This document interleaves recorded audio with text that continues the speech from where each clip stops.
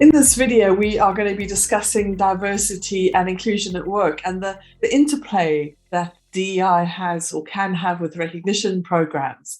Because I think relatively few employers and employees realize that if you don't really think your recognition program through quite thoroughly, you could land up undermining your inclusivity ambitions and strategy or show unconscious bias unintentionally. But conversely, if you use recognition programs proactively, if you use them effectively, they can in fact be a very useful tool to help you change workplace culture and improve and be more inclusive with your workforce. So I'm absolutely delighted to be joined today by Niamh Graham, who is Senior Vice President of Global Human Experience at Workhuman. And we're going to be discussing DEI and ensuring that employees can bring their whole authentic selves to work and receive the recognition they deserve. So Niamh, let's start with the challenge. Yeah, surely if people are recognizing colleagues at work for work well done, that can only be a good thing. How can it be that recognition could somehow be undermining inclusivity? Great question. Thank you, Debbie. Delighted to be here with you. When I think about recognition, I think it's actually a key to creating a very inclusive workplace culture or culture, obviously, whether it's in the work or at home, obviously. And for me, when I think about that, it increases trust, it increases productivity, it increases innovation, it enables a community to be built actually around that trust, around that culture. When it's not done right, I think there can be things like micro biases or implicit biases being part of it. And when I think about that, and I know SHRM has done, the Society of Human Resource Management in the US has done research about this, there's up to and over probably 150 kind of micro biases that can be out there. And equally, when we look at our own Workhuman research and look at our own data insights across all of our customer base, we definitely see there could be 20%, even 30% of micro biases in recognition messages, for example.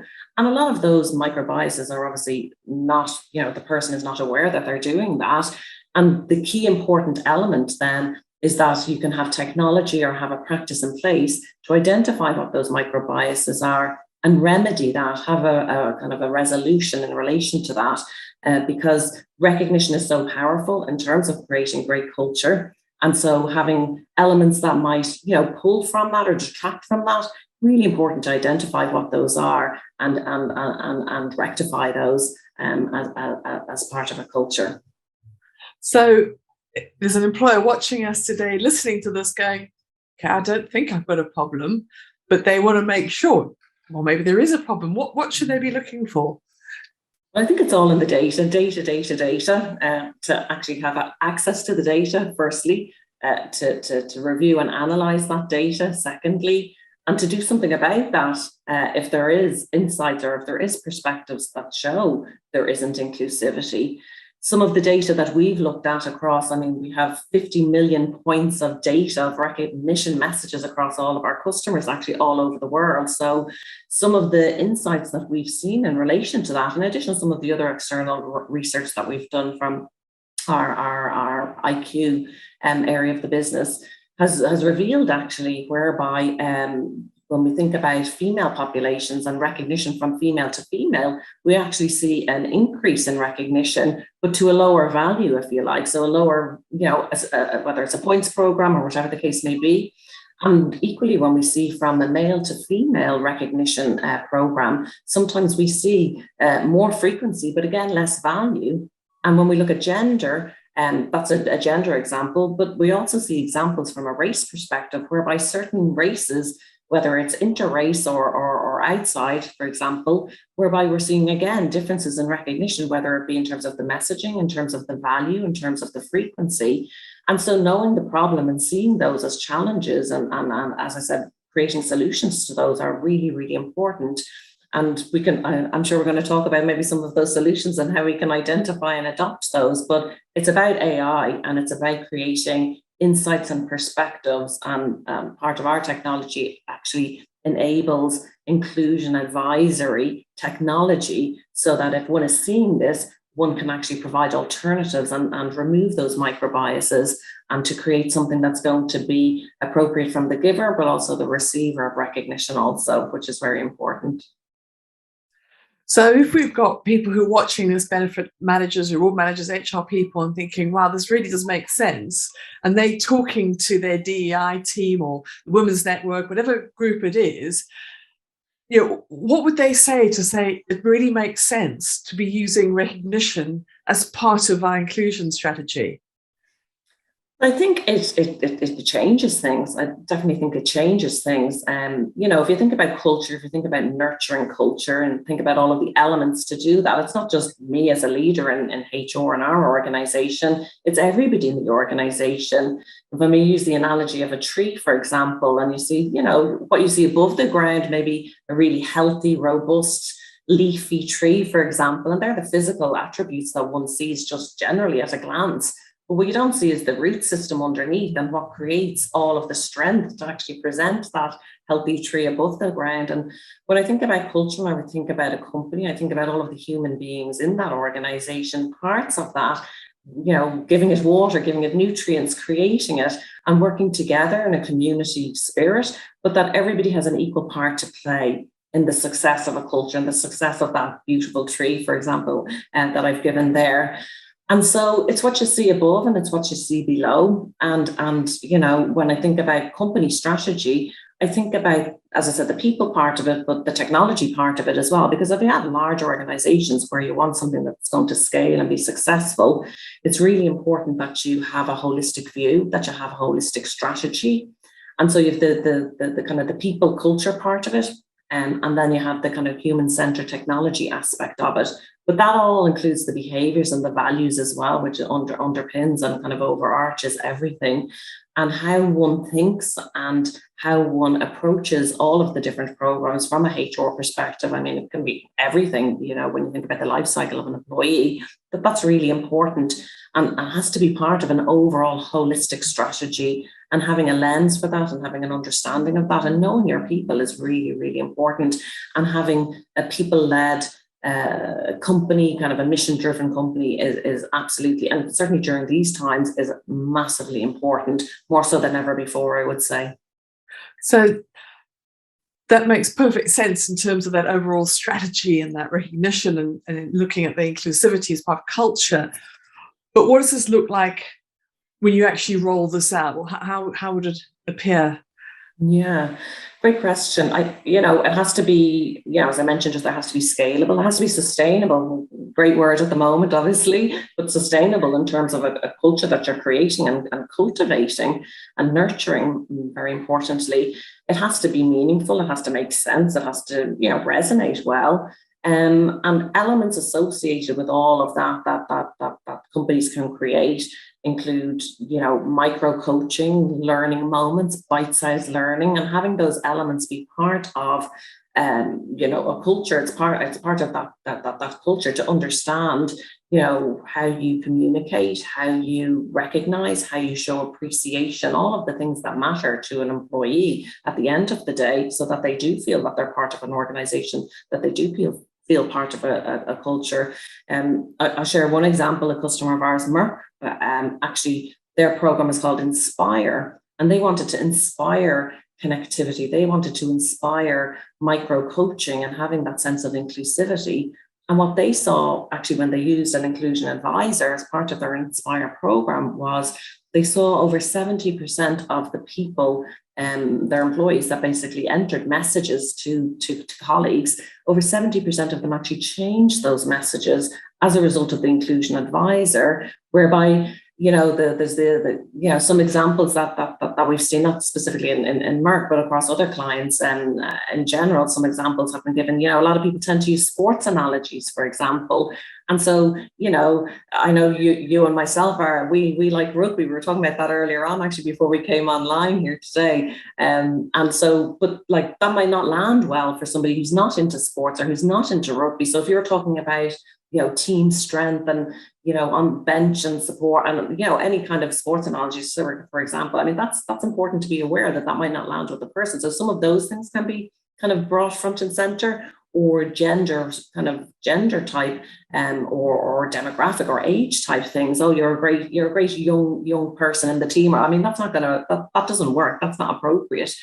So again, some of these things that people aren't aware of and are not intentional to be, to create bias or to create any sense of uninclusivity. I would say some of those learnings, again, what we're seeing across the board, what many companies are telling us is how do we fix this? What do we do to fix this? And so rolling out, ways of having those understandings and having that awareness is really, really important. And I would probably say crowdsourced programs are actually very effective because you're looking at the whole organization. You're looking at, from the top down and how different people in different functional areas and different job levels, from different backgrounds, from different cultures, countries, age profiles, etc. And what we see, again, in terms of the research that we've done at Workhuman, is that we see, over 80% positivity as a result of having a program open to a whole organization. So it's not just manager to employee, or it's not just, senior execs to employees. When you have a fully inclusive, holistic approach to recognition, to culture, to your employees, we see really high percentages from a positivity in terms of satisfaction, in terms of feeling included. And then obviously that has huge business impacts from, whether it be retention, whether it be, positivity, whether it be team performance, for example, and Deloitte and many other, analysts out there, definitely say the positivity that a business can have as a result of having higher degrees of team performance, having higher degrees of satisfaction and retention, obviously has major business and financial impacts to organizations as well. So you're doing something great for your people, but you're doing something great for your company as well. Absolutely. And as you say, it's that micro coaching, it's that in the moment recognition, the small bite-sized chunks rather than trying to do it all at once, which is so powerful to moving the dial. Yeah. So, employers are going, right, I'm getting this makes sense to be using my recognition tool as part of my inclusivity program. But what would you say are the big challenges that they might face if they were going to go this route? Well, I think if you think about large global organizations, for example, whereby, they might operate slightly differently in different geographies, may operate slightly differently in different, departmental areas or business organizational areas. Leadership might be different as well. So really, really important that, it has to be, led from the top. There has to be, leading with humanity, I would say, is really, really important. So there's no point in having all of this data that's uncovering all of these maybe biases and analysing that and having all of the information at hand to actually make these changes through some of the examples we've been talking about. But you have to enact change then as a result of that. So having a leadership team, having a HR organization that feels that this is really important is obviously, is instrumental in terms of overcoming some of those challenges. So using the data, as we said, and using it in a very positive, proactive way, creating, parts of culture that can increase connectivity, that can increase that positivity, and that can inspire employees to feel that they are, connected to the culture and doing something meaningful from, an operational perspective, from an innovative perspective, and that all the time the behaviours and values must be associated with all of that. So embedding all of that and having leadership leading the way and showcasing what great looks like is very important, and tying that all together. It's not easy. No, it's not easy, but it's so critically important and so needed if you want to make a difference and want to make a positive impact, as we said, for employee experience and for business results also. Yeah. And Niamh, you've mentioned already that you work with a number of different clients. You've given an example, but I know you've got other clients that you've worked with. Can you give us some more sort of practical examples of where you've seen employers use recognition tools effectively as part of their DEI strategy? Yes, sure, Debbie. Ohio Health in the States, for example, they used recognition, and what they saw was they built a more inclusive culture. They saw a reduction in turnover, and they saw a reduction in turnover from a race perspective, but also from a gender perspective as well, which is wonderful to see. So identified where the challenges were, utilised recognition, utilised things like inclusion advisor and other key indicators, and saw transformation in terms of their turnover dramatically, double digits I'm talking, in relation to what their turnover was from a race perspective and from a gender perspective, because their employees felt more included as a result of this. Another customer, Procter & Gamble, they launched an all-inclusive, let's use that phrase, an all-inclusive company-wide recognition program. And as a result of that, they saw tremendous increases in relation to team performance, to inclusivity, and just created, you know, a very different culture to what it was before. When you think about some of these organizations, I mean, they've hundreds and thousands of employees all around the world. It is difficult to do this. But if you've the key if the key technologies, if you have the mindset, if you're mission driven to create an inclusive company and culture, well then, you know, that they're the kind of the key ingredients that are going to make a difference. And what I would say is, when I think about recognition, I think that recognition, and again, some of those companies, some of our customers would echo this, that recognition is definitely the glue between, you know, diversity, equity, and it equals inclusion. Actually, if you think about a little formula there, and you see that formula actually written in a lot of different places in a lot of different ways. But definitely what we've seen and what we've observed in our data and those customers that we're working closely with is definitely recognition, and how we've described it today in terms of being, you know, it being all inclusive, being very increasing awareness, increasing, you know, steps to actually, you know, make positive, you know, impacts to inclusivity. All of that creates, you know, a massive change, a massive shift in how one's culture is at the start and how one ends up with a great, positive, all-inclusive culture. I mean, absolutely fascinating. It's, you know, when you explain it through, you go, wow, makes so much sense in terms of changing behaviours, rewarding the right behaviours, having the data and so on. So thank you so much for your insights today and looking at this topic from a slightly different angle, which I think many of our viewers will find incredibly useful. So thank you, Niamh. It's been a pleasure talking to you. My pleasure. Thank you, Debbie.